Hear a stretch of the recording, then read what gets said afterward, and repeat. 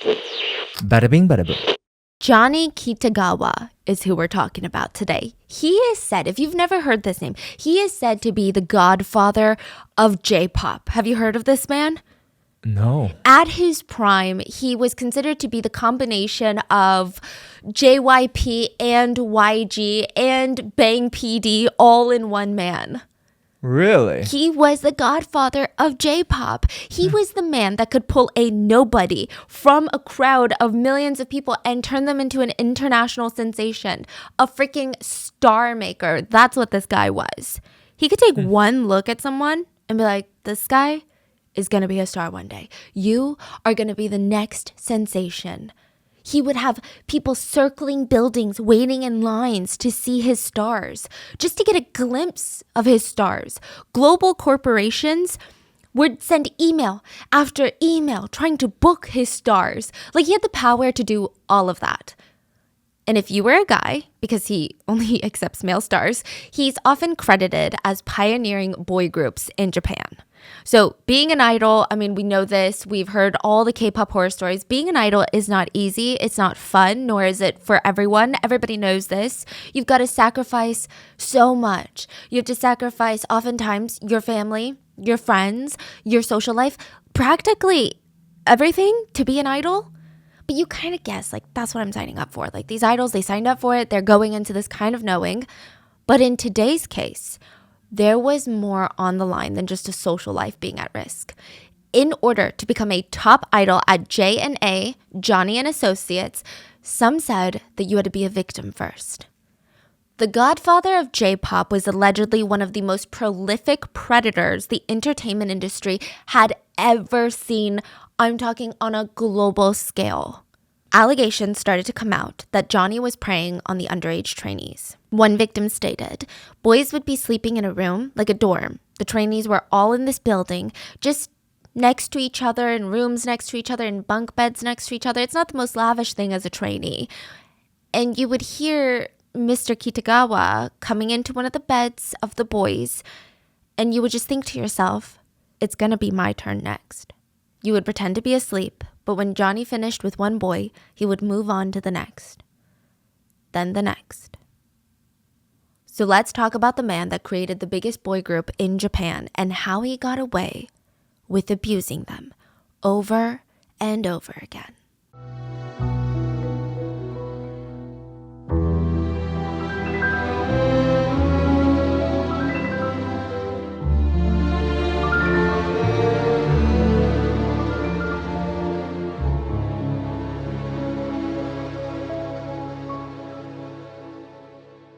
As always, full show notes are available at rottenmangopodcast.com. Today's case is really unique in the sense that it's not necessarily breaking news, okay?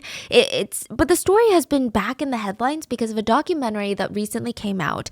It's a BBC documentary. Came out in March. You can't even watch it outside of England right now without a VPN. So keep that in mind. And I'm telling you, this documentary is controversial for so many reasons. I mean, 25 million reasons. And again, this is not a new case, which makes it so much worse. There have been allegations against Johnny Kitagawa since the 90s. Kitagawa even went to trial over these allegations and lost. He lost, but he never suffered any consequences. Wow. I actually saw a Reddit comment. I was on these Reddit forums talking about this because I also did consult a Japanese researcher for this. But they were saying how in Japan, most people think it's just rumors. A lot of people don't even know that the trial took place in Japan. Maybe, is it because he has a lot of power? Oh, just you wait to see how much power this man has. Another comment that I saw that was startling was this man was commenting and he was saying, yeah, I've been following up on this documentary and my wife is Japanese. She was born and raised in Japan. And I told her about this documentary that came out and she said, you know, you can't believe everything you see online. And he was just kind of shocked. So that is the sentiment for a lot of Japanese people that are in Japan, but I also see a lot of people online being like, I'm literally in Japan. I've been born and raised here and people need to talk about this. But there are a whole lot of reasons of why and how he was able to get away with all of this, and we're going to get into all of it. But quick disclaimer, There is heavy discussion about relations with minors, and in this case, we're focusing on a man that targeted male victims.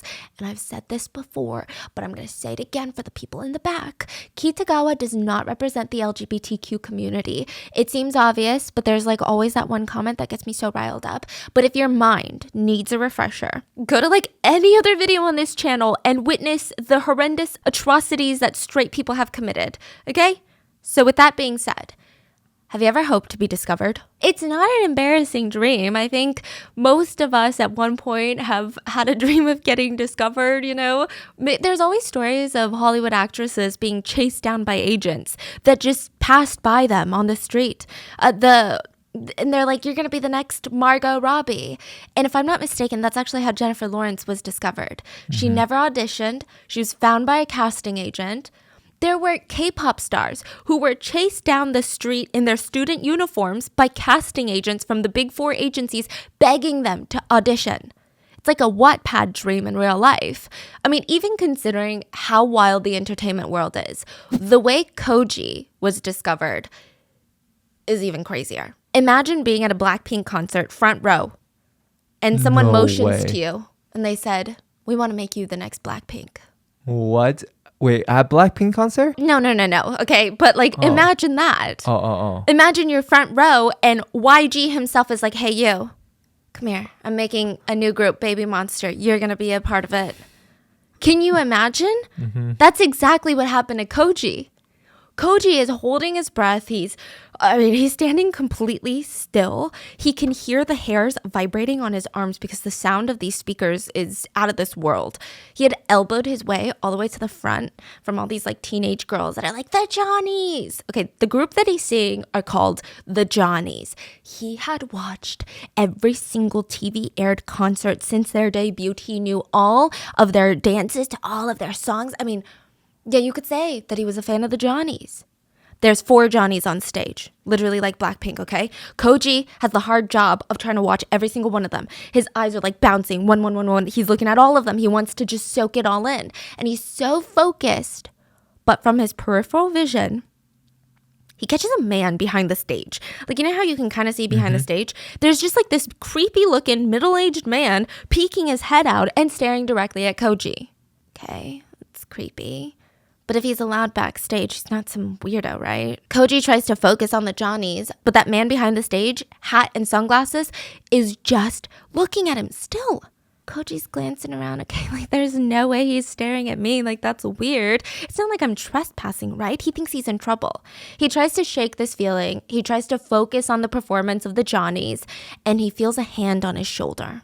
He spins around, and it's the middle-aged man from behind the stage that was staring at him. And he straight up asks him, who are you here to see?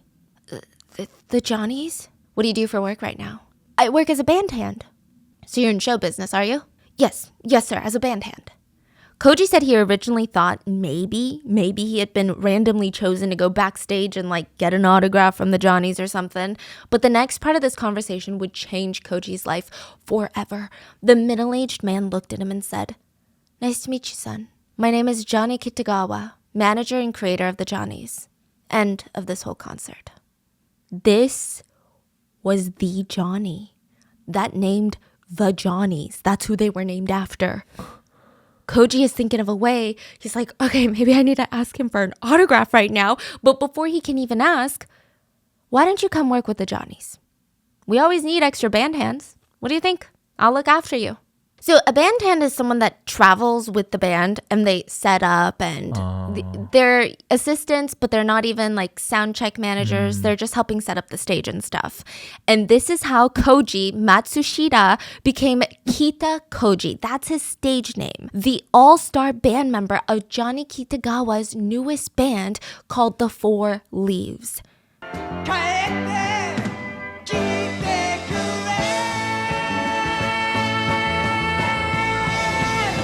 Koji would have everything that he dreamed of. Wait. So what happened? He became a... what did he become? He became a band hand, but he started as a trainee at JNA, and he became the newest member of the biggest group of JNA at the time. Oh, so he became also a celebrity, a star. An idol. He became an idol. Literally just discovered front row at a concert. Can you imagine? Wow. And this guy has no background like that. He grew up in a fishing village. Like, he has no money. He works at a factory. And now he's the one on stage dancing, singing in front of thousands of people. He was a literal star. But he was also Johnny's newest victim. Johnny Kitagawa was the CEO and founder of Johnny and Associates, Japan's biggest J-pop management company. So think YG, SM, JYP, Big Hit, or Hype. And he was also a prolific predator. He assaulted countless idol trainees for more than 50 years. Koji had no idea that he was making a deal with the devil. He wouldn't even know until it was too late. He had entered into the devil's den. That's how he describes it. And sure, he's training under this massive company and he would debut as one of the biggest boy bands. But behind all of that, there were these really, really dark things that were just going on behind the scenes. After Koji retired, he wrote a book on everything that happened to him. He dedicated a page to call it His Public Warning, a cry to all the other trainees and idols at J&A Agency.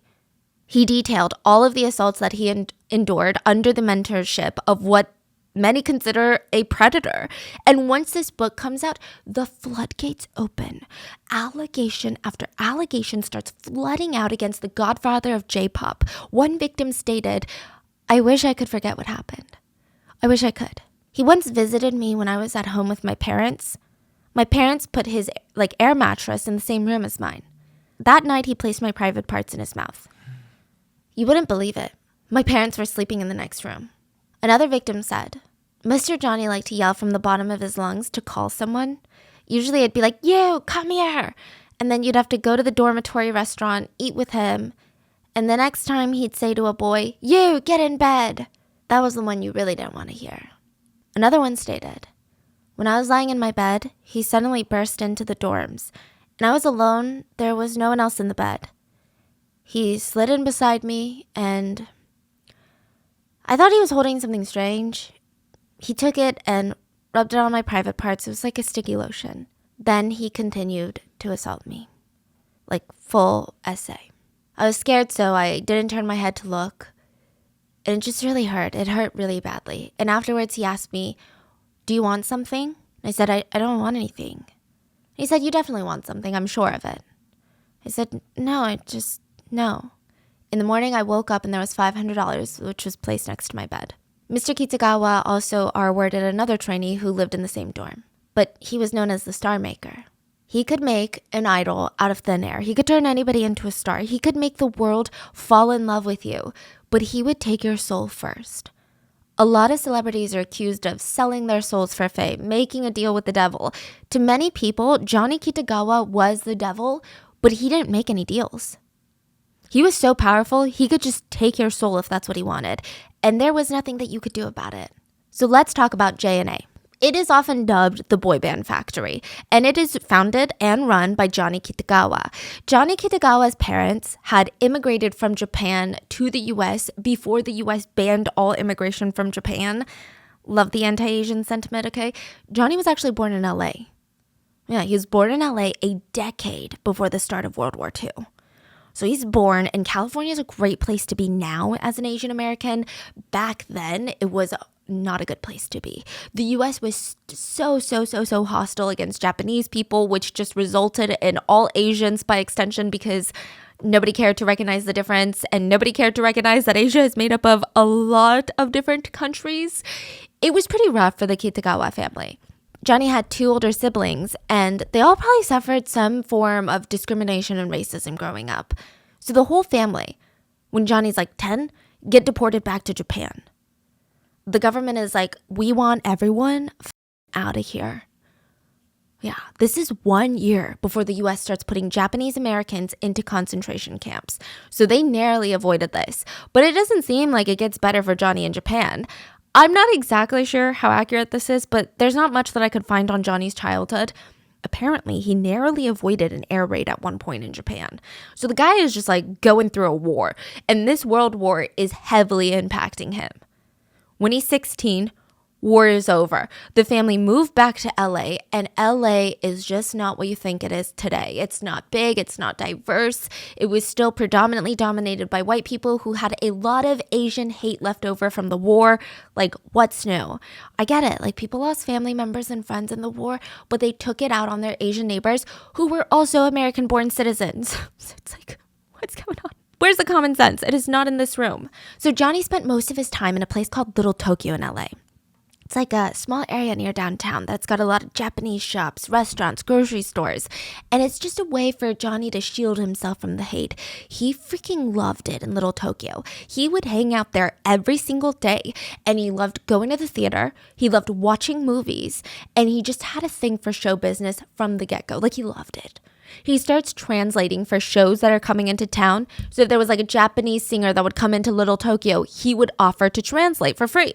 Japanese singers would come and tour LA. He would be like, yes, on the front lines, like I can speak both languages fluently. And it was a pretty lucrative career path.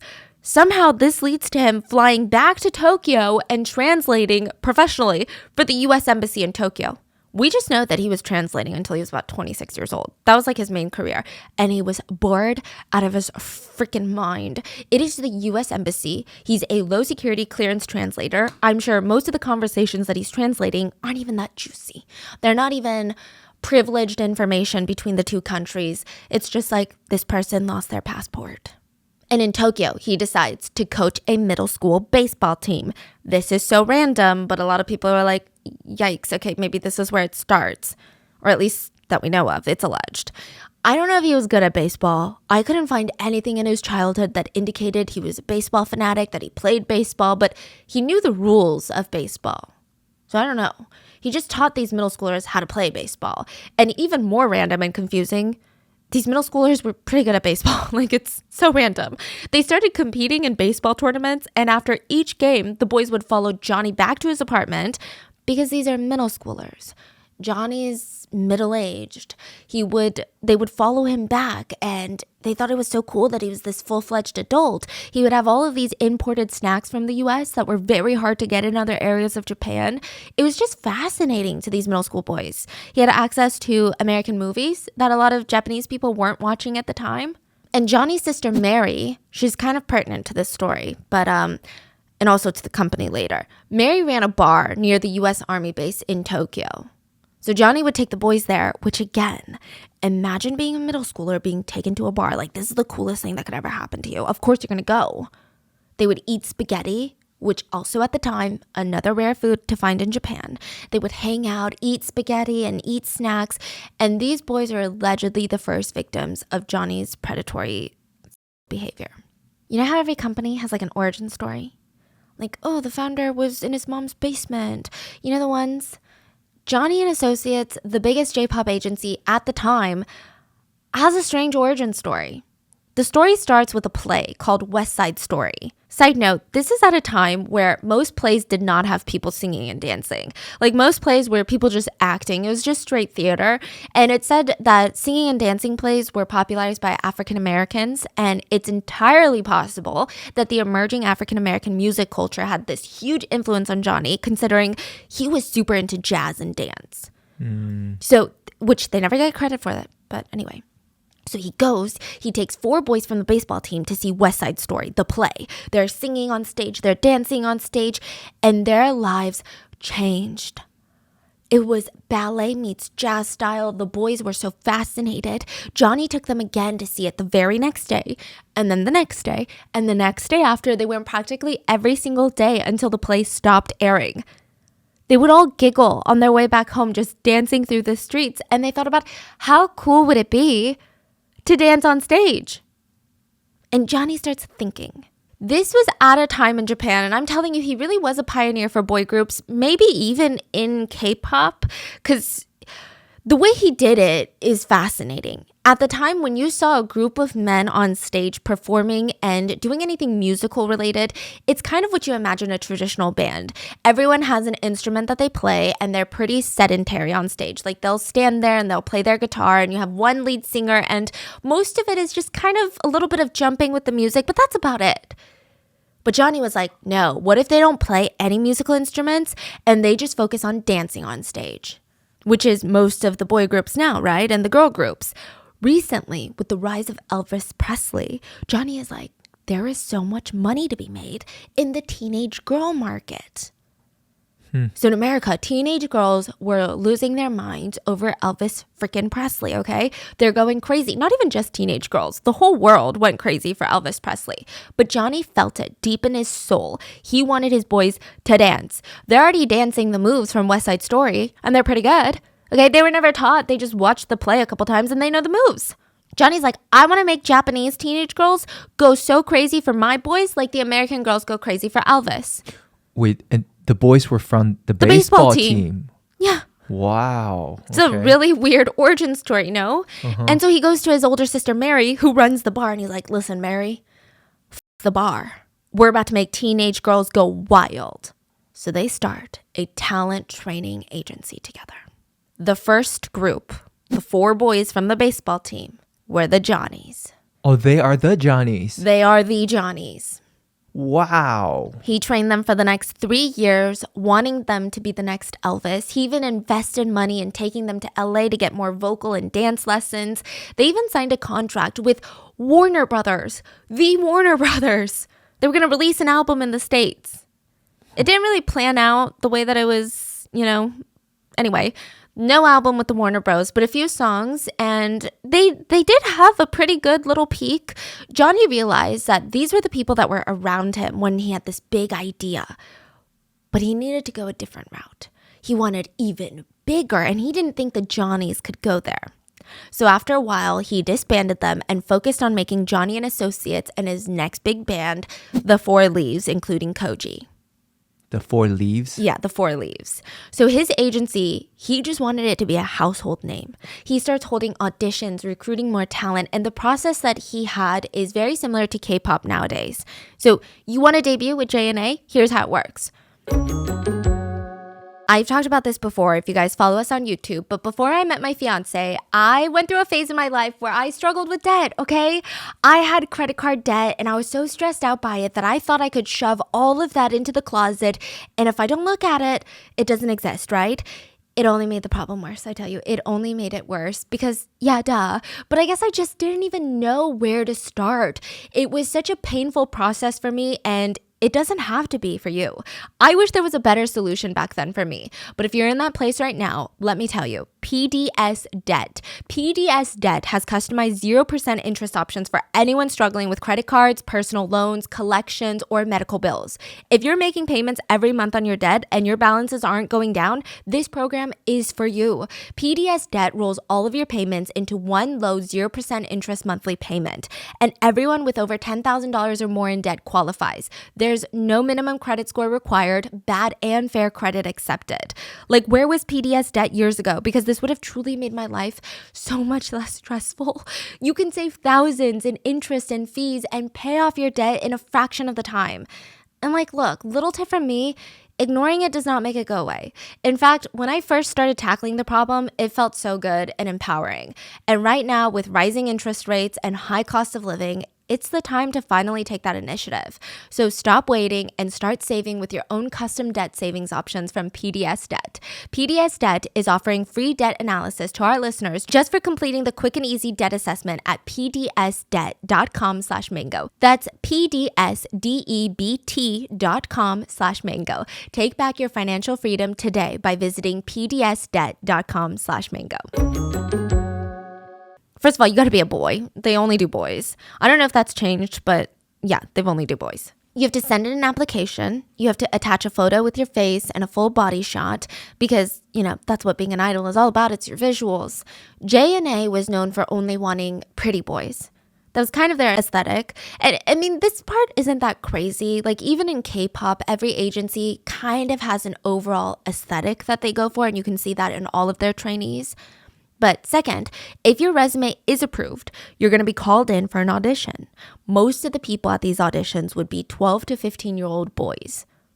Hundreds of them would be lined out the door These are already the boys that pass the audition process or the resume process. Then they go in and they go in with these groups in front of a panel of judges and they do a dance, they do a song. And Johnny was on the panel at every audition. He was known for being very harsh and very decisive. He said that he could take one look at a face and figure out if they could be a star or not. That's it, just one glance. That's all it took. Sometimes out of 100 of boys, like 200 boys that audition, only 2 would become trainees. And not every trainee debuted. The rest were rejected. Then the next step would be training, and the ones that passed would be entered into J&A as trainees. They would have to move into the J&A dorms with other trainees, and they're not just trained in voice and dancing, which are the most important, but acting and PR training, media training, everything. It said that Johnny was very involved during this part of the process. He is so particular about his trainees. He would practically mentor over them for every little thing. The trainees were told, you are not allowed to have your own life. You're not allowed to have your own thoughts. You're not allowed to have your own social media. We control every aspect of your image. If you thought K-pop was bad, the way that Johnny ran, insane. He's basically telling them, you are a commodity of my business, so you don't get to have your own identity. You are whoever I say you are. If I say you like sweets and you're a sweet boy, you like sweets and you're a sweet boy. Everything they did, everything they said was so heavily monitored. It was really crazy. He would personally mentor each trainee and try to give them opportunities to work, as backup dancers, appear in TV or in magazines. But ultimately, that's just if he liked you. Every trainee would be forever stuck in this limbo period unless he made the decision that you could debut. Johnny was the only person that could make that decision to give these trainees an actual career. Keep this in mind. After debut, Johnny is way less involved, but the idols would shift into this very strict manager and PR world and enter the life of an idol. Johnny and Associates was basically a boy band factory. Again, this is when this stuff is so rare. Boy bands back then were instrumental. They were all about the instruments and the drums and the guitar. But now you're talking about a bunch of boys, teenage boys, that are just dancing on stage. This was a completely new concept back then. And it killed it. The business model was ingenious. Johnny was a genius marketer. He understood the average Japanese person and how consumerism worked. He knew that in order for teenage girls to be able to spend money on his boy groups, he needed to not only win the love of the teenage girls, but their parents. He's like, no mom is going to sit there and be like, yes, my daughter, please go crazy over this half-naked man on TV. So he wanted all of his boys to be wholesome, innocent, good examples, good role models, relatable, someone that even parents could get behind when they were interviewed. That's how he made his boy groups. And it worked. Soon enough, his boy groups were on the cover of every magazine, every single show, every single TV ad, every hour of every single day. They were in ads for things like real estate, like contact lenses. They were practically everywhere. Some of his artists even collaborated with big Western names like Bruno Mars. J&A was one of the biggest players in Japan's entertainment industry, not even their pop industry, just entertainment. They're releasing new groups left and right, and the only thing that they had was the ultimate power. Not just a little bit of power, not just a little bit of money, ultimate power. So, fun fact, Johnny did not let anyone use the idols' photos without explicit permission from him. The idols were not caught outside by paparazzi. The idols were not allowed to post on social media. Photos weren't allowed to be used in newspapers or in print or even online. Even J&A's own website didn't have pictures of their idols until 2011. Wait, why? He wanted full control of photos and how they get used. He would sue people if they used any of his idols' photos without explicit permission. When it came to music, Johnny owned the rights and masters to every single song that was ever created by any of the idols, ever. Johnny personally has control over the idols' image, their public image, public perception, and their literal image, like literal photos. If anyone wanted to use a song, they would have to get permission from Johnny himself. He controlled everything, which I know what you're thinking, that's freaking annoying. Why would anyone want to work with Johnny? The public loves Johnny's idols. So all of these newspapers, these magazines, these TV shows, they are begging for Johnny's permission because they will get views. They will get revenue because people will tune in as long as Johnny's idols are in their media. he could control basically every magazine, every newspaper, every TV station, everyone, because all of his boys were the it boys. And one of those boys was Koji. Koji has a really, really strong inspirational origin story. He grew up in a fishing village where everyone would scoff at him because, you know, if you tell anyone from a small town that you want to be an idol one day, they're just going to laugh at you, okay? Koji's parents could barely afford food. They're like, you're going to be an idol? You can't even afford anything but rice right now. When it was really bad, his whole family gathered around a table of just rice and beans. And if you think about the way that a lot of Asians eat in general, it's a lot of like family sharing. So just to have rice and beans on the table, it's pretty dire financial situations. I think as a kid, Koji starts dreaming up all of these ways of making it big. He thought, you know what? I'm going to be an Olympian. That was his first dream. Olympic champion. His dream was to get a gold medal and represent Japan and make his parents proud. That was his ticket out of poverty. It's not a random dream. He actually was pretty good at gymnastics, but being an Olympian is very, very expensive. He did not have the proper gym, trainers, coaches. He's good.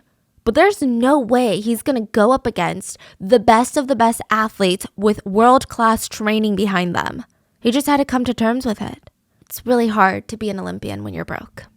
And life is very unforgiving. So by the time that he's 15, he ends up dropping out of high school and he's trying to support his parents. This is where his dreams of becoming an idol start. He grows up very fast. He tries taking all these odd jobs in the fishing village, but he decides, I need to go to Osaka, get into a factory, and send money back home because I'm not making good income. This is where he gets exposed to the idol world. It's a bit random, but a lot of these factories, the workers would live in dorms and they would have this little common room with a TV and you could eat like ramen and stuff. He and his roommate were the two teenagers. That's it. Everyone else was like middle-aged men working in this factory. And I guess they felt bad for the two teenage boys. So every time the two teenage boys came in, the TV, you know, at the time they only had like 10 channels and they watched the news. So they'd be like, oh, poor kids. Okay, let's turn on, I don't know, what do young people like? And they would turn on a random show and it would always be idols dancing and singing. And Koji would get so into it. He would literally drop everything, go directly in front of the TV and dance along. And these old men would just be watching and clapping and they would try to dance along too. It was like really cute, okay? But Koji was the Johnny's biggest freaking fan, okay? This is before they were disbanded and they were Johnny's only boy band at the time. Which, side note, Johnny's is now used to refer to any of Johnny Kitagawa's idols. Okay. So you're like a junior Johnny if you're a trainee at JNA. And then you could be like, oh, that's a Johnny. It's just a term for they work for JNA. Anyway, Koji freaking loved it. It was the highlight of his day. Koji would go to sleep at night dreaming of his life if he were an idol. His friend was a bit more realistic and he just had fun dancing and singing. He never thought that he could ever go on stage. So Koji slowly transitions from working at this iron factory to being a band hand. Someone that travels with the band, helps them set up, like an assist, right? And it's a freaking rough job. It is not glamorous. At least for Koji, it wasn't. He doesn't get paid well. He has to travel with the band in the cargo car. So he's just sitting on this cold metal floor of the van, bopping his head on the roof, and there's like guitars slamming into him, drum sets slamming into him. It was just miserable. And since he's from a poor fishing village, anytime the band performed in one of the big cities in Japan, people would start making fun of his accent, calling him mean words that are basically slurs to refer to country boys, basically. And he was just so self-conscious, he just altogether stopped talking. He had so much social anxiety. He was just about to quit because of how rough the pay was, go back to the factory, when he heard the band was going to be performing at a concert that the Johnnies were also performing at. So he's like, okay, let me just stick it through, because he didn't even think he was going to get discovered. He had no plans to like go harass Johnny Kitagawa and find a job. He just wanted to see them live in person. He's like, I'm going to quit after I see the Johnnies. And that's when he was discovered by Kitagawa himself. That's how he became Kita Koji. And the Kita part is in honor of Johnny Kitagawa. Johnny really, really liked Koji. He didn't think that he had a funny accent. He just thought he had a very innocent face and a good work ethic. Koji debuted with The Four Leaves, and they were the next big hit. Koji would even do backflips on stage because remember he has a gymnastics background. And Four Leaves was like the One Direction before One Direction. Koji's hard work, it pays off. He's on TV, he's an idol, but things change. Time goes on and leaves fall. For the Four Leaves, it took 10 years for the leaves to start falling apart. 10 years after they debut, they were disbanded. Audience just wanted something new. And Koji felt like his entire world had fallen apart. I mean, this was his life. What was he supposed to do now? And this is back before, you know, a lot of idols could make a living going on variety shows and being an entertainer, being a personality, or going into acting. Like, this was before that. It's just, you're done. He genuinely thought that maybe he was meant to die with the Four Leaves. He said, our last performance as the Four Leaves, the boys and I sang so loud and we danced like never before, as if we were freeing ourselves from everything that we had experienced in the past 10 years. Fans were yelling at us, don't quit. But they were yelling for people who don't exist. It was all a facade. On the day of our disbandment, I felt like I received my kiss of death. It's such a big emotion. Like, I can't even imagine it. Koji said that he fell into drugs at this point. He was directionless. He was lost after disbandment. He tried to get into acting, but it didn't really catch on. It proved to be really, really hard to build a new career while struggling with substance abuse. So all he did was write. He wrote a lot to explore his thoughts and his emotions, and exactly 20 years after his debut, he wrote his expose, a book dedicated to his life as an idol, and it was almost a public warning to the newest leading boy band from JNA. He warned them that they are not alone, and what they might have had to do to get where they are is not their fault. He wanted them to know he was on their side, just in case Johnny Kitagawa was sexually assaulting them too. Koji talked about the numerous times he would walk off stage straight into Kitagawa's open arms. How he was just a teenager, but he felt like he owed Johnny something. How he felt like if he didn't do this for Johnny, his career would be over before it even started. He exposed Johnny Kitagawa and said this was his public warning. There is a predator out there offering to take Japan's children and train them into superstars, but he's assaulting them. It was a really, really raw book. It wasn't a way for him to get attention or like back into the spotlight, which a lot of people accuse him of writing the book for that. If you know what it's like in any culture coming out with allegations of abuse against someone so popular and loved, it's terrifying. In East Asian culture, particularly in Japan, where politeness is not a positive but a mandatory, where politeness is the bare minimum, this is not normal. This is not like clout. But he hoped that he could save future trainees from this type of abuse. He wrote in his book that during his trainee days, Johnny would invite him into his room.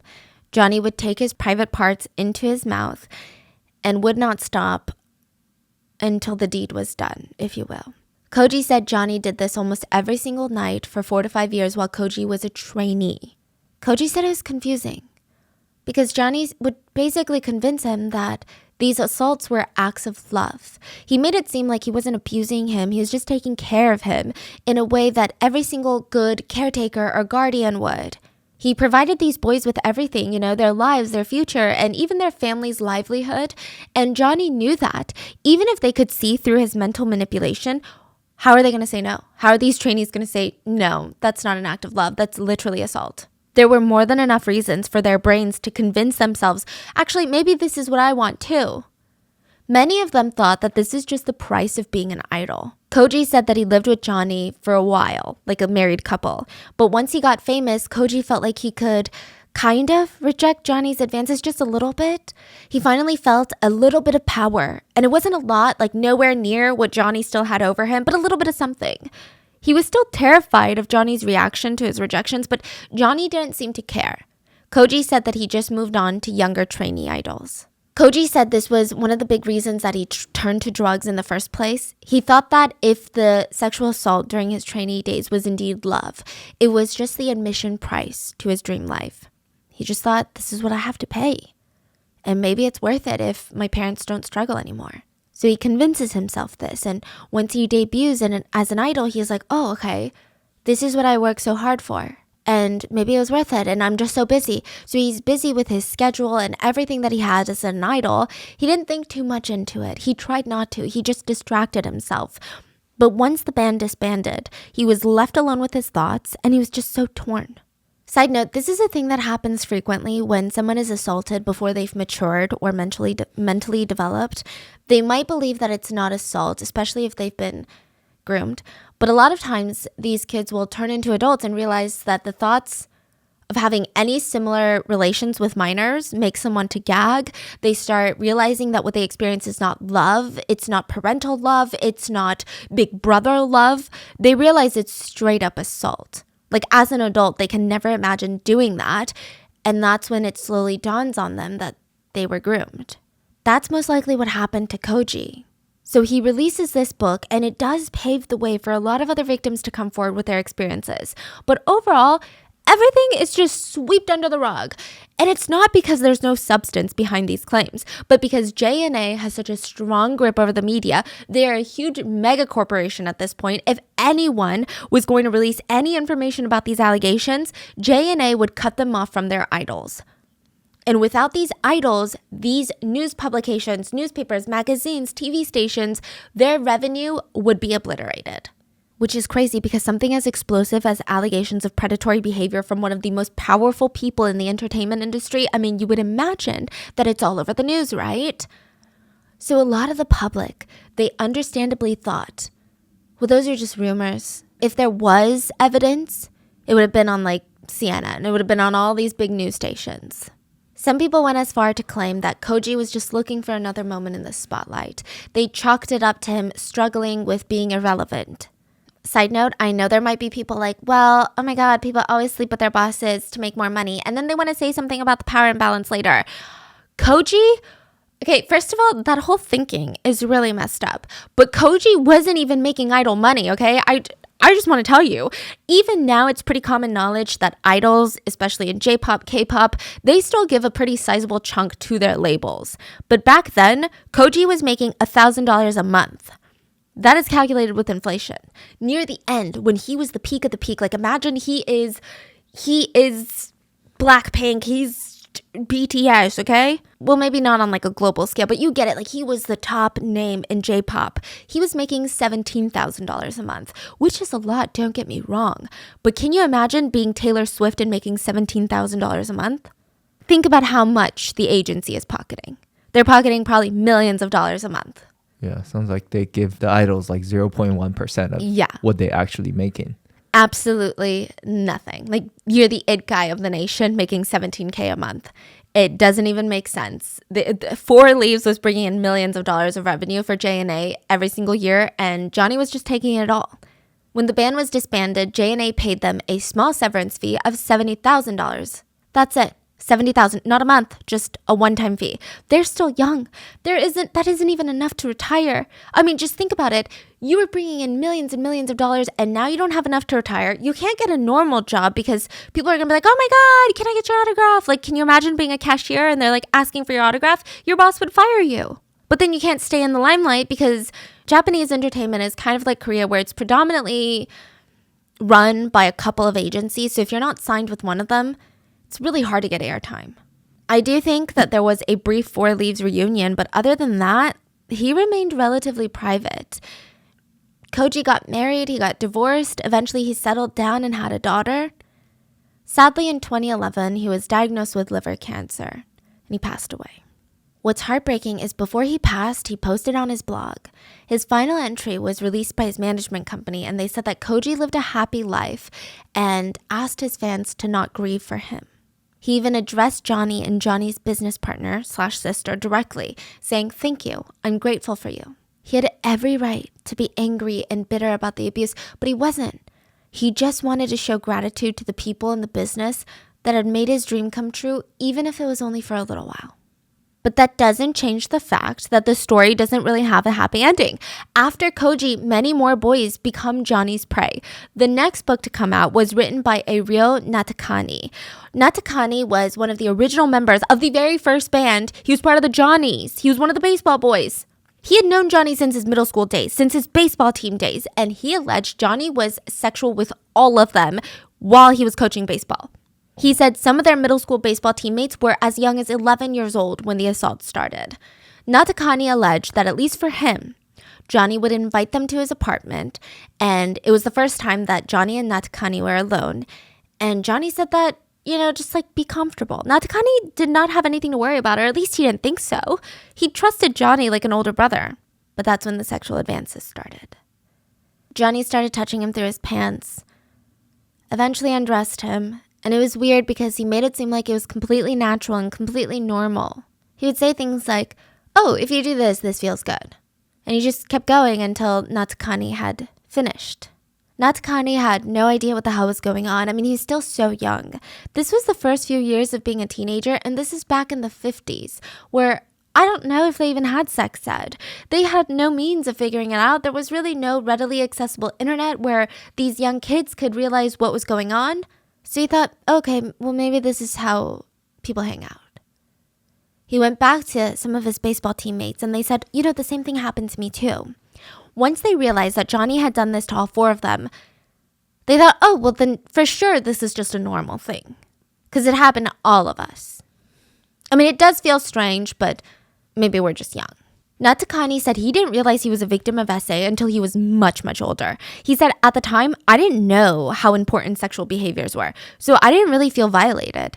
Then when I got older, I realized how different my first experiences of sex were from other people's, and that kind of came as a huge shock to me.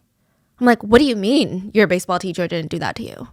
After Natakani grew up and the Johnnies were no longer playing, he fell into drugs to help him cope with all these realizations. And so now Koji and Natakani, 2 of the biggest names to come out of JNA at the time, they're coming out with these allegations. More and more boys start coming out. And side note, a lot of these boys chose to stay anonymous. Keep that in mind. But one of them said, Mr. Johnny would call me. He would invite me to the dormitory to have dinner. And then he'd say, why don't you go to sleep? When I went to bed, he would come into my room and he would get into my bed. He touched my genitals and he put them in his mouth. Then he would apply something slimy and start the penetrations. In the BBC documentary, a trainee named Junya said that he started training with JNA when he was just 16 years old. He trained for 6 years, but he never debuted. The BBC journalist asked him about his experience, and he said, Johnny's main job was scouting and developing talent. Johnny always came to my lessons, rehearsals, and the shows. He always came. He would always invite us to dinner and to the movies or for a drive. Johnny definitely was someone with certain habits. He definitely had an overly affectionate way with children. From my experience, there was only one boy who didn't like it and ran away. The reporter asked, what does that refer to, like he was affectionate with children? He would put his hands all over our bodies and fondle the precious parts. The boys were elementary or middle school aged. Most of them had no sexual experience. The former trainee said, we would even joke today that our first sexual experience was with Johnny. And I'm sure many kids went along with it, had no understanding that they were being hurt, but there were also kids who understood and were like, Johnny, I love you, and went towards him and towards the assaults. In fact, my impression is that kids were fighting for Johnny's attention. So another huge thing to note, there is an obvious power imbalance here. A, the boys are brainwashed into thinking that what Johnny was doing was love and was completely normal. B, Johnny literally held their entire future in their hands. He could ruin their dreams with the snap of a finger. Also, if these boys didn't know that what Johnny was doing was wrong, they'd probably consider it the price of admission into being an idol. The reporter asked, so you wouldn't consider that a boundary was overstepped? He nervously laughed and waved his hand in front of his face. The victim on the BBC documentary said, he didn't get me that much. I wasn't sexually abused or anything. There were just some massages that went a tiny bit further. It felt like family. The reporter asked, do you think the other boys' parents had a clue about what was going on? Yes, of course, the parents knew the truth, but they wanted their kids to get in. They'd say to their kids, you'd better offer your arse to Johnny.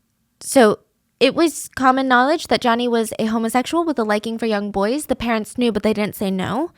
But can you see how that crosses the boundary into something criminal? The victim says if he really was a criminal or committed a crime, he wouldn't have had all that support. But Japan accepted him and elevated his business to the top. That's how Japan is. So there is so much to dissect from this interview. And just a quick disclaimer, I am no therapist or psychologist, and this is not a professional analysis. But from my non-qualified perspective, I feel like the victim is is almost kind of running from reality. Like maybe he's heard other boys come forward and call Kitagawa's actions pedophilia, criminal, sexual assault, and rape. And I think maybe he himself doesn't want to think of himself as a victim of all of those things. He could be using Kitagawa's fame and power to justify that. Maybe he's thinking, well, a criminal wouldn't have all of this success. A criminal would be in prison. If Japan had made this man successful and given him all of this support, he can't be evil. That's a fallacy. Someone can be a hard worker and a business genius and a master marketer and also be a pedophile and a rapist. The second thing is, Genya said that the boys' parents knew what Kitagawa was doing, but they didn't care and even told their sons to offer themselves to Johnny if it meant that they'd become an idol. That sounds despicable. I could believe it, maybe, if it was one or two parents. But so many, I don't know how to feel about it. Like, honestly, statistic-wise, I'm also wondering if that's not true. Maybe it's just I don't want to believe that hundreds of parents would be A-okay with their sons getting abused. But maybe when Genya was an idol, the boys played Kitagawa's abuse off like it was nothing. And maybe they said their parents were okay with it because maybe they didn't tell their parents the true extent of the abuse. The BBC doc is controversial in the fact that it never expands on that. I almost feel like the journalist didn't know what questions to ask to get more information on this, so he just kind of skipped over it. There's going to be more about this BBC doc in a second. But another victim said that he was first assaulted when he was a trainee. Johnny told him to go to the bathroom and take a bath. Johnny even helped him fill the bath, and the trainee genuinely thought that this Johnny, CEO, founder, was so kind. But then he tried to take his clothes off. And the trainee kept telling Johnny, I can do it myself, like, thank you, but you can leave now. But Johnny continued silently undressing him completely until he was naked. Then he put him in the bath and washed his whole body like he was a doll. Then he was told to come back, and he did tell his trainee friend, and the trainee friend said, your dreams have been shattered, but you have to put up with it or else you won't succeed.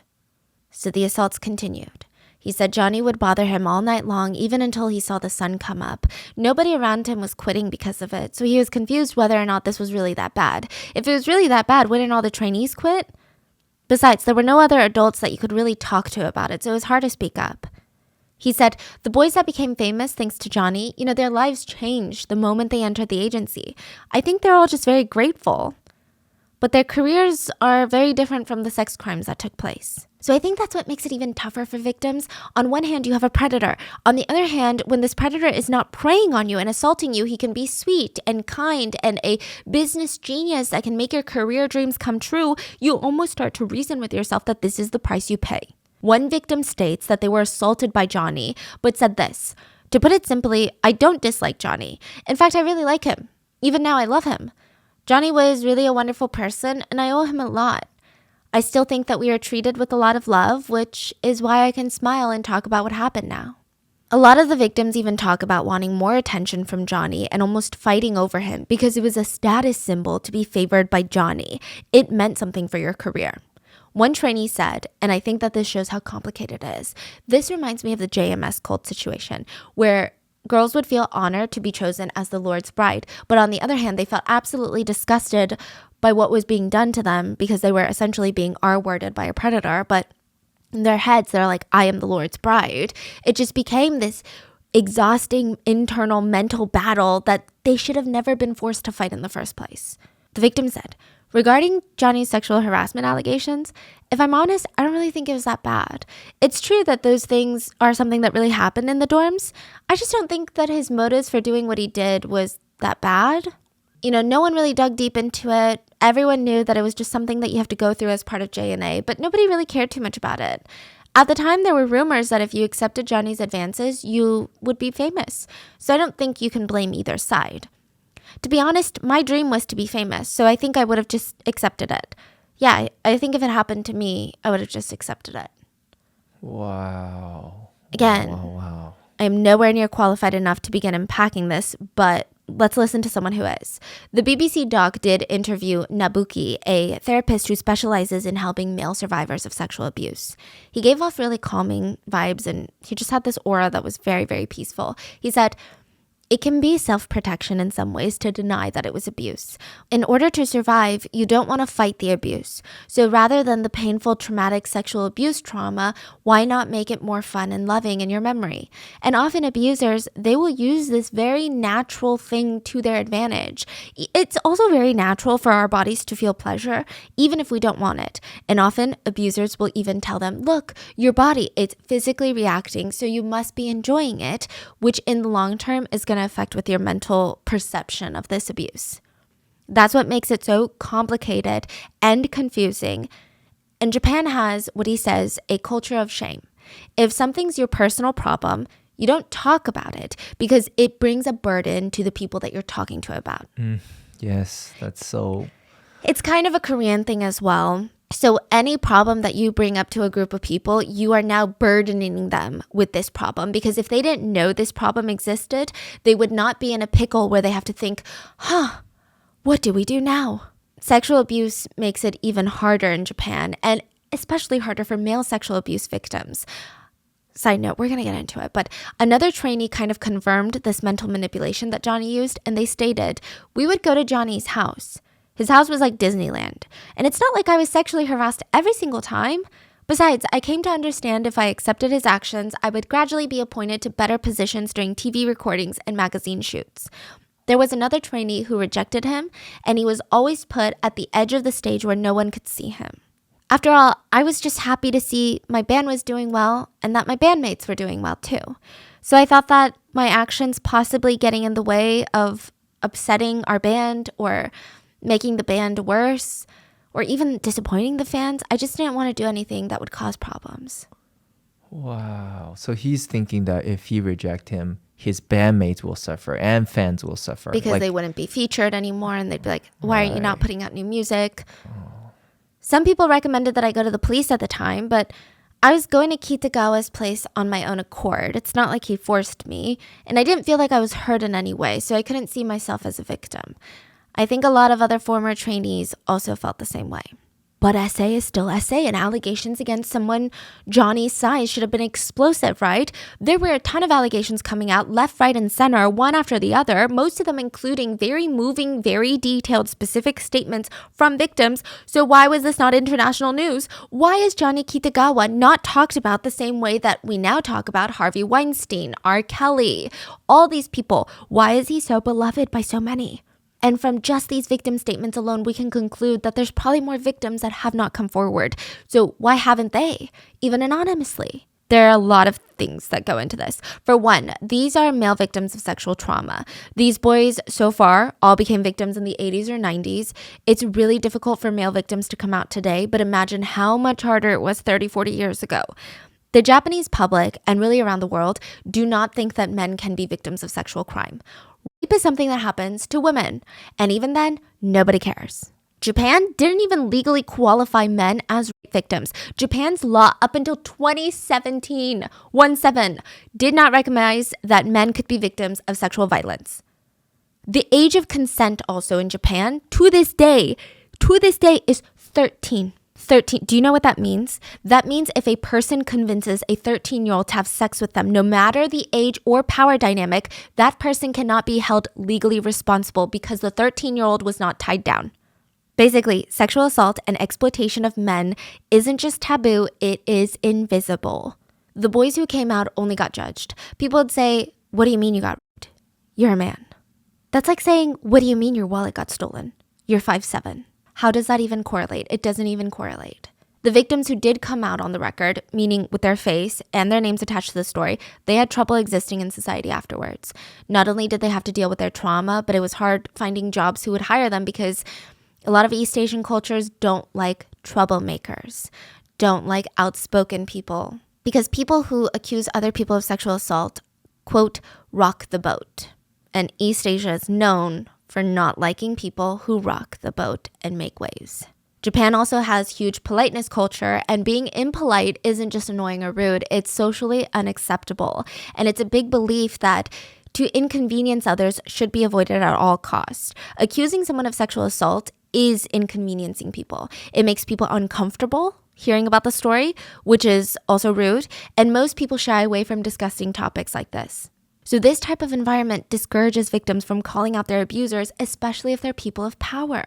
Just the act of throwing out allegations burdens the workers, and if the police were to investigate or if the company were to go under because of that, it would burden the employees and the idols, and it's just, you are a bad person.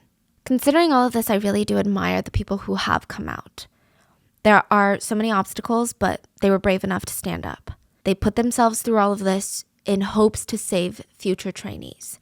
But still, I would imagine that there would be some mainstream media outlets because, I get it. Media is controlled by people with money and power, but sometimes things get too big and you can't not cover it. Nope. The only newspaper was a local newspaper called the Shukan Banshan that was covering it, and they were the only ones that had no fear going up against JNA. A few sources online refer to Banshan as a tabloid, but others say that they're a highly regarded source for investigative journalism. And I am inclined to believe the latter because Banshan actually went up against the Japanese government at one point, and that was a whole scandal for them. But they start picking up stories from Kitagawa's victims. They publish a few allegations, 9 to be exact, because this is important, because all 9 allegations are going to be taken to court. 1. If the boys refused the advances, Mr. Kitagawa would place them in a bad position on stage, out of the limelight, or they would not appear on television altogether. 2. Mr. Kitagawa let the minors drink alcohol and smoke on a daily basis in the dorms. 3. When his underage pop group Junior 4 were taken under custody for shoplifting, JNA conspired with affiliated TV networks to put a lid on the story and keep it from being reported. This also happened with other similar incidents. 4. JNA and the particular office managers singled out members of the Four Leaves pop group for abuse and mistreatment. 5. Adult talent who had previously worked for JNA were treated coldly for long periods of time.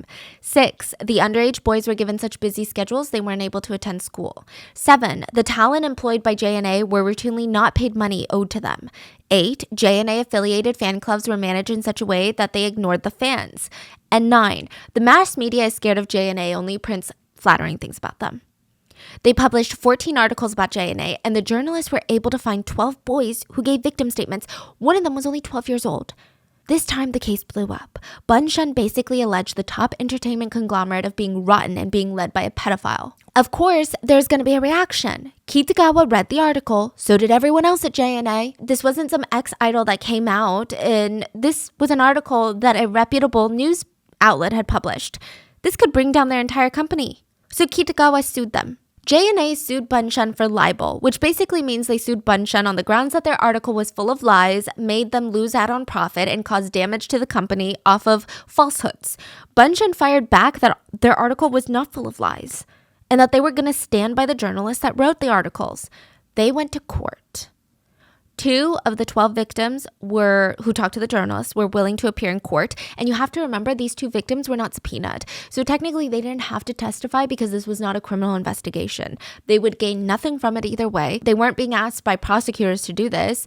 They just wanted to stand by what they said. But when the defense asked one of the boys what feeling they had towards Johnny as they sat there in the witness box, the victim said, "I wish he lived a long, good life." Most people saw this as how manipulated and brainwashed these boys were, but Kitagawa was like, "See? I'm not assaulting these boys. They like me." He denied everything in court. He said that the boys were lying and that this was affecting his personal image. He said that he couldn't sexually assault anyone because 20 years ago, he had an operation on his private parts for a disease. And after that surgery, he lost all sexual function. He submitted a medical certificate to prove this, but the certificate said nothing other than the fact that he had surgery. Now, you can have this surgery and not have your sexual function impacted. Like, it's not A plus B equals C thing. Mm-hmm. It's like, oh, I got LASIK surgery, so I can't have R-worded that person. Mm-hmm. It's like, doesn't really make sense. Basically, the courts were like, you can't prove that your private parts don't work, so we don't really care if you had surgery or not. Johnny went on stage and he would just talk in circles, just really not answering anything. So I'll give you an example. When Kitagawa was being cross-examined, the prosecutors asked, or Banshan's side asked, simply put, why did boy A lie? Can you give me a short answer, please? You think that boy A lied because he was lonely? That's what you said, right? In short, I think that both boy A and boy B are in the same place right now. But that is just pure speculation. It's just that I found both boy A and boy B myself. They are now friends. But in such a lonely existence. In short, even if we say that we're a family, there are people who will think that. Therefore, as I said yesterday, there is nothing more lonesome than not having blood ties. In that sense, maybe it was me that was lonely. So to make it clear, I don't resent the boys or anything, but to say that the boys lied, like Your Honor said, it's hard for me to say they made a false statement. Honestly, I never meant to sexually harass anyone, but the boys were so adorable, and the bond that we had was very strong that I felt it was terrible that we were not blood relatives. I was merely trying to bridge this gap, when suddenly the boys cried harassment. The reason they claim harassment is not because they dislike gay activity. They just wanted to betray me. I'm sure they feel guilty about it now. But I can't definitely say that their testimony is entirely made up. I am so confused. What is he trying to say? He's basically saying that the boys have no family members who love them, so Johnny Kitagawa was trying to be like a dad figure to them, but then the boys mistook it as sexual harassment, and now they're crying sexual harassment, but they probably feel guilty about it now because all he did was be nice to them. I see. But then he's like, also, I can't say for sure that I didn't sexually harass them. Basically going these boys are troubled and crying abuse because they're lonely. And it also was not a short answer, okay? Does that sound like a short answer? Does that also not sound like an admission of guilt to you guys? The court did not agree. They sided with Johnny Kitagawa and ordered Bunshun to pay $70,000 in damages adjusted for inflation. No. Bunshun again refused. They appealed to the Japanese High Court, and this time the High Court ruled in favor of Bunshun. So they won, which adds more weight to the allegations. But this libel case never led to a criminal one. JNA tried to appeal this decision, but they were rejected. So now there was some attention, and briefly politicians were asked, what are you going to do about this case? The politicians stated that Johnny could not be charged as a criminal because the age of consent is 13. Most of these boys were older than 13. Another thing is that boys could not be R-worded in Japan until 2017. And Johnny was not their parent or guardian, so he couldn't even be classified as child abuse. Wow. There was really no law that they could charge him on. So everything just worked out in his favor. Yeah. Do you see all the loopholes that really work for a predator? I mean, these aren't even small cracks. They're giant cracks in the system. It's not even, wow, this really obscure loophole that nobody would have ever known. What's going on? Who are we really protecting here? So fine, but what about a full-fledged cancellation? Cancel this guy's career, right? I'm not sure that happened either. The journalist who covered the libel case said, in Japan, love affairs or sexual relations between men, it's like people don't want to talk about it. People don't believe it. When he and other reporters tried to cover the libel case, they were pressured into not saying anything. The reporter said, I was treated as a dangerous person who did some sort of shady reporting. When we went to print, I was harassed. TV newspapers, publishers are profiting from JNA, so they tried to stomp out this story. In the BBC doc, this same journalist gave an interview and said, I have been in despair for 23 years. Reporters Without Borders ranked Japan number 68 out of 180 countries for press freedom, which classifies it as having a problematic situation. Wait, 168? 68? Number 68. Out of 180 being North Korea. Norway and Ireland take the spot of number 1 and number 2, meaning they have the most freedom of press. Because, every country, we're Democrats. It's a democratic system. We've got freedom of press. No, we don't. The Japanese government and businesses routinely apply pressure on the management of mainstream media, so it's self-censorship. It might not be government-controlled censorship like you would imagine in more communist areas, but it's self-censorship. It's practically the same thing. It's pretty bad. It's basically don't bite the hand that feeds you. And they knew that Johnny likes to play games. Kitagawa wouldn't even let his boys appear on just anybody's shows. He had rules. So if you were this huge TV network that needed their idols to come onto your TV station so that you can make money and views off of your ads, you can't just ask for the biggest star. Johnny would make deals with you. I will give you the biggest star if you feature our new group 3 times in prime slots. That's the only way. Take it or leave it. You are also not allowed to promote any idols from rival agencies or publish anything negative about us. Or else this stops. If they did, Kitagawa would refuse to allow any JNI idol on their programs and they would lose both audience reach and advertising dollars. So Yeah. A lot of the times these big TV shows would run these variety shows or like random network shows, and they don't need an idol, but you would just see a rookie JNA idol just there. Basically just to get airtime, but like genuinely not giving input. Like, why are you there? It said if Johnny wanted an idol on that show, an idol would be on that show. So what does this all mean? This means JNA felt no effects from the libel case or the accusations, literally felt none of the heat. In fact, JNA only became more lucrative. Their bottom line was only getting greener. They brought home $36 million a year in profits. So this is not like, this is after operating costs. This is take home. Johnny held the world record for the most number one artists, number one singles, and the most concerts produced by a single individual at the time. And in July of 2019, Johnny Kitagawa had a stroke and was taken to the hospital. Trainees visited him, shared food, talked about their memories with him, and even sang for him. Johnny ultimately passed July 9th of 2019. Japan held a 2-day memorial concert in his honor. Over 88,000 people were in attendance. Hashtag Thank You Mr. Johnny was trending on Twitter immediately after his death. Over 150 JNA idols performed at the memorial concert. The Prime Minister of Japan sent a condolence letter. An idol from JNA said, Johnny-san taught me the wonderful things about entertainment. I still can't sort out my feelings, and Johnny-san would surely scold me if he saw me crying on TV. Fans who attended the memorial said, Mr. Kitagawa had trained so many idols over the years and left behind such achievements in the Japanese entertainment industry. I wish to offer my sincere prayers for him. My life has become this happy because of Johnny's idols. I have come here today to thank him. I think Johnny-san made his entertainment with love, so I want this practice to be passed on to the next generation. An idol from JNA even wrote a song as a tribute for Johnny's death, and I'll play a clip. The title is literally called Johnny, and some of the lyrics say things like, didn't know you would change my world, as a lover that would take your time. Am I good enough to take your heart and give my love? Will you go? Will you stay? Yes, I'm forever your lover, never leave you alone.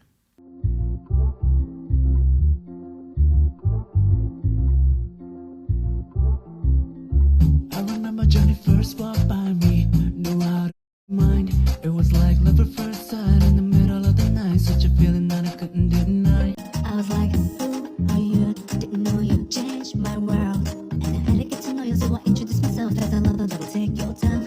And I had enough, so take your heart and give my love. We go, we just stay. I love too hard to let you go. Don't leave you alone. Yes, I'm a forever lover. Yeah, never leave you alone.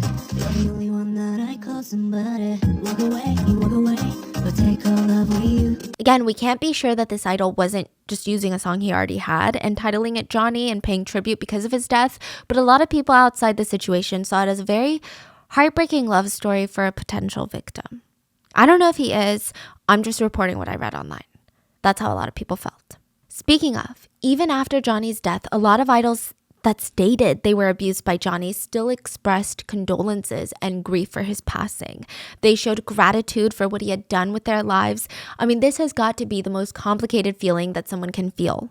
I think, again, like in the Japanese culture, at the end of the day, someone has passed. So one big thing that exists in, I don't want to just say Japanese culture because I can see a lot of it in Korean culture as well, being a Korean American, but there is a really big thing of like, let's just not speak ill of the dead. You know, he already died. Why bring it up?